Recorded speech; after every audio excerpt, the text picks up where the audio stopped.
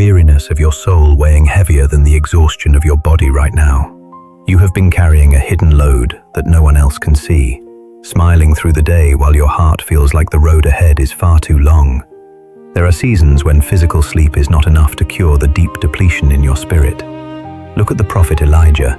He sat under the broom tree in the heart of the desert, completely spent, feeling like he had reached the very edge of his own capacity.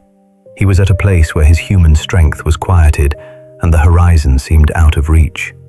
But right when he believed he had no more to give, God sent an angel with a touch of heaven and said, "Arise and eat, for the journey is too great for you." The Master knows exactly how tired you are. He has seen every silent battle you fought this week and every tear you wiped away so no one would notice. The Bible promises in Isaiah 40:31 that those who wait on the Lord shall renew their strength. They shall mount up with wings like eagles. Understand this truth. Your wilderness was never meant to be your home, only the place where your old strength is traded for a new divine power. God will not give you a burden heavier than your shoulders can bear, but He will absolutely give you stronger shoulders for the weight of the journey ahead. He is not watching your struggle from a distance. He is the companion in your valley and the fourth man in your fire.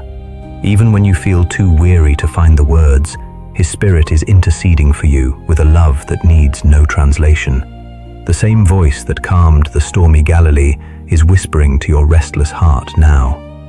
Your season of brokenness is being carefully repurposed by the Creator into a breakthrough. Stop trying to figure it all out and let the King of Kings take the lead. Rest your soul in His nail-scarred hands. You are seen, you are known, and your strength is being restored in this very moment. Are you ready to receive His perfect peace today?